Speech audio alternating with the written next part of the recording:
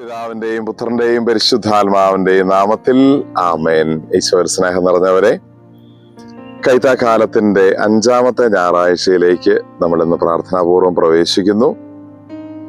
വലിയ ഭീകര ദുരിതങ്ങളിലൂടെ നമ്മുടെ നാട് കടന്നുപോയിക്കൊണ്ടിരിക്കുന്ന ഒരു കാലമാണിത്. അതിൽ അകപ്പെട്ടുപോയ പാവങ്ങളായ എല്ലാവർക്കും ദൈവത്തിന്റെ കടാക്ഷവും അനുഗ്രഹവും സഹായവും ലഭിക്കട്ടെ എന്ന് ഹൃദയപൂർവ്വം പ്രാർത്ഥിക്കുന്നു. ഇന്ന് കൈത്താക്കാലത്തിന്റെ 5-ാമത്തെ ഞായറാഴ്ച, ഈ ഓഗസ്റ്റ് മാസം 4-ാം തീയതി വിശുദ്ധ ജോൺ മരിയ വിയാനിയുടെ തിരുനാൾ കൂടി സഭയിൽ ആചരിക്കുന്നു.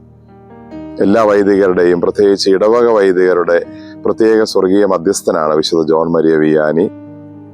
ആ വലിയ വിശുദ്ധന്റെ മാധ്യസ്ഥവും സ്വർഗീയമായ സഹായവും എല്ലാവർക്കും, പ്രത്യേകിച്ച് വൈദിക ശുശ്രൂഷ ഇടവകളിൽ ചെയ്യുന്ന എല്ലാവർക്കും ലഭിക്കട്ടെ എന്ന് പ്രത്യേകമായി പ്രാർത്ഥിക്കുന്നു.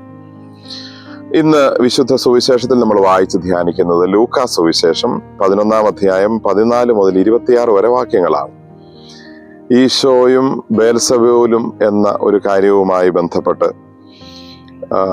ഈശോ പിശാചുക്കളുടെ തലവനെ കൊണ്ടാണ് പിശാചുക്കളെ ബഹിഷ്കരിക്കുന്നതെന്ന് യഹൂദർ ഈശോയിൽ ആരോപണം നടത്തുന്നതും ഈശോ അതിന് മറുപടി പറയുന്നതും ഒക്കെയാണ് ഇന്നത്തെ സുവിശേഷം.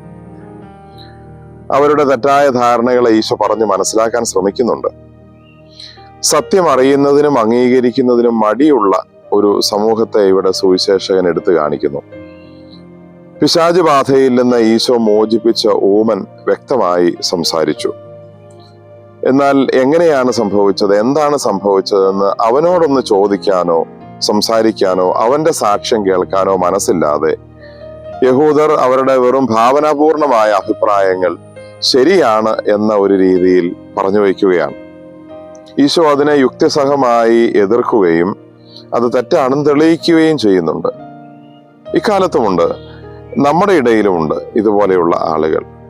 തങ്ങളുടെ തോന്നലുകൾ ശരിയാണ്, അത് മാത്രമാണ് ശരിയെന്ന് ധരിച്ച് ജീവിക്കുന്നവർ.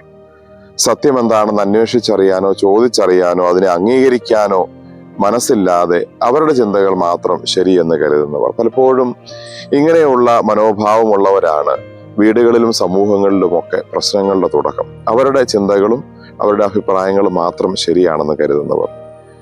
നമുക്ക് സത്യം നേരിട്ട് അറിയാനും മനസ്സിലാക്കാനും നമ്മൾ വിചാരിച്ചതിൽ നിന്ന് വ്യത്യസ്തമായി മറ്റൊന്നാണ് സത്യമെന്ന് അറിഞ്ഞാൽ അതിനെ അംഗീകരിക്കാനുമുള്ള മനസ്സാണ് നമ്മുടെ ആത്മീയതയുടെ വലിയൊരു ലക്ഷണം. രണ്ടാമതൊരു കാര്യം ഈശോ ഓർമ്മിപ്പിക്കുന്നത്, ഇറങ്ങിപ്പോകുന്ന അശുദ്ധാത്മാവ് തിന്മ തിരിച്ചു വരാൻ ആ വ്യക്തിയിലേക്ക് വരാൻ സാധ്യതയുണ്ട്.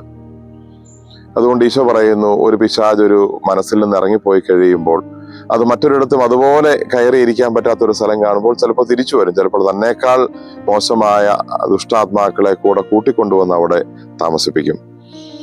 നമ്മുടെ പ്രായോഗിക ജീവിതത്തിലേക്ക് ഇത് മനസ്സിലാക്കുമ്പോൾ, ഒരു നല്ല കുമ്പസാരത്തിലൂടെ പാപങ്ങളിൽ നിന്നെല്ലാം നമ്മൾ മോചനം നേടുമ്പോൾ നാം എത്രമാത്രം ജാഗ്രതയുള്ളവരായി, ശ്രദ്ധയുള്ളവരായി ജീവിക്കണമെന്നാണ് ഈശോ ഇവിടെ പറഞ്ഞു തരുന്നത്. മനുഷ്യഹൃദയങ്ങളെ മലിനപ്പെടുത്തുക എന്നതാണ് പിശാചിന്റെ പ്രധാന ഉദ്ദേശം എന്നുള്ളത് കൊണ്ട് പാപമോചന ആശീർവാദത്തിലൂടെ ഒരു വൈദികൻ കുമ്പസാരത്തിൽ ഒരു പാപിക്ക് മോചനം നൽകി തിന്മയെ പൂർണ്ണമായി ആ മനുഷ്യഹൃദയത്തിൽ നിന്ന് ഇറക്കി വിടുമ്പോൾ അത് എത്രയും വേഗം ആ ഇറങ്ങിപ്പോകുന്ന ആ മനുഷ്യഹൃദയത്തിലേക്ക് തിരിച്ചു കയറാൻ ശ്രമം നടത്തും. ഒരുപക്ഷെ നമ്മൾ പ്രായോഗികമായി ഒന്ന് ചിന്തിച്ചു നോക്കിയാൽ, നല്ലൊരു കുമ്പസാരം കഴിഞ്ഞിറങ്ങുമ്പോൾ, വിശുദ്ധ കുർബാനയിൽ പങ്കെടുത്ത് നല്ല ആത്മീയ ചിന്തകൾ മനസ്സിൽ കേട്ട് പുറത്തേക്ക് ഇറങ്ങുമ്പോൾ ചിലപ്പോൾ നമ്മുടെ മനസ്സിൽ എന്തെങ്കിലും ഉടനെ ഒരു പള്ളിക്ക് പുറത്തിറങ്ങുമ്പോൾ ഒരാളെ കണ്ട് വേറൊരാളുടെ ഒരു കുറ്റം പറയാനോ ഒരാളെ കുറിച്ച് മോശമായ ഒരു ചിന്തിക്കാനോ ഒക്കെ ഒരു പ്രേരണ പലപ്പോഴും ഉണ്ടാകാറുണ്ടെന്ന് പലരും സംസാരത്തിൽ വ്യക്തിപരമായി സൂചിപ്പിച്ചിട്ടുണ്ട്. നമ്മുടെ മനസ്സിൽ നിന്ന് ഇറങ്ങിപ്പോകുന്ന ഒരു തിന്മ ഉടനെ തന്നെ അവിടെ കയറാൻ കൂടുതൽ ഉത്സാഹത്തോടെ നമ്മളെ തന്നെ നോക്കി കാത്തിരിക്കുന്നുവെന്നാണ് ഇതെല്ലാം സൂചിപ്പിക്കുന്നത്. അതുകൊണ്ട് നമ്മൾ നല്ല ശ്രദ്ധയും ജാഗ്രതയും ഉള്ളവരല്ലെങ്കിൽ നമ്മളിൽ നിന്ന് ഇറങ്ങിപ്പോകുന്ന തിന്മയുടെ സ്വാധീനങ്ങൾ നമ്മൾ അറിയാതെ തന്നെ പല രൂപത്തിൽ ഒരു മോശമായ ചിന്തയായോ സംസാരത്തിനുള്ള സാഹചര്യങ്ങളായോ ഒക്കെ വീണ്ടും നമ്മുടെ ഹൃദയങ്ങളിലേക്ക് തന്നെ കടന്നു വരുമെന്ന് ഈശോ വളരെ ഗൗരവത്തായ ഒരു കാര്യം നമ്മളെ ഇന്ന് ഓർമ്മിപ്പിക്കുകയാണ്. നമുക്ക് പ്രാർത്ഥിക്കാം. കർത്താവായ ഈശോയെ, ഞങ്ങൾ അങ്ങേ ആരാധിക്കുന്നു, സ്തുതിക്കുന്നു, നന്ദി പറയുന്നു. അങ്ങയുടെ ഈ ദിവസം, കർത്താവിന്റെ ദിവസം, ഞങ്ങളെ എല്ലാവരെയും അങ്ങയുടെ കരങ്ങളിൽ സമർപ്പിച്ച് പ്രാർത്ഥിക്കുന്നു. മനസ്സിലും ശരീരത്തിലും വാക്കിലും പ്രവർത്തനത്തിലും എല്ലാം എപ്പോഴും ശുദ്ധിയുള്ളവരായിരിക്കാൻ ഞങ്ങളെ അനുഗ്രഹിക്കണമേ. ഞങ്ങളിൽ നിന്ന് തിന്മയുടെ സ്വാധീനങ്ങളെ കഴിവതും അകറ്റി നിർത്താനും ആ വിശുദ്ധിയിൽ എപ്പോഴും ആയിരിക്കുവാനും ഞങ്ങളെ സഹായിക്കുകയും ചെയ്യണമേ. ലോകത്തിലുള്ള എല്ലാവർക്കും, പ്രത്യേകിച്ച് വലിയ കഷ്ടത അനുഭവിക്കുന്നവർക്കെല്ലാം വേണ്ടി ഞങ്ങൾ പ്രാർത്ഥിക്കുന്നു. ആ വലിയ ദുരിതങ്ങളിൽ നിന്ന് അവരെ എല്ലാം മോചിപ്പിക്കുകയും ഇത്തരം പ്രകൃതി ദുരന്തങ്ങളും മറ്റ് വിഷമിപ്പിക്കുന്ന കാര്യങ്ങളും ഒന്നും ഇനി ഞങ്ങളുടെ സമൂഹത്തിൽ, ഞങ്ങളുടെ ജീവിതത്തിൽ ഉണ്ടാകാതിരിക്കാൻ അങ്ങ് ഞങ്ങളിൽ കനിയുകയും ചെയ്യണമെന്ന് ഞങ്ങൾ പ്രാർത്ഥിക്കുന്നു.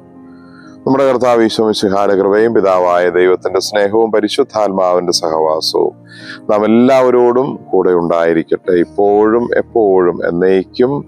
ആമേൻ. ഈശോ മിശിഹായ്ക്ക് സ്തുതിയായിരിക്കട്ടെ.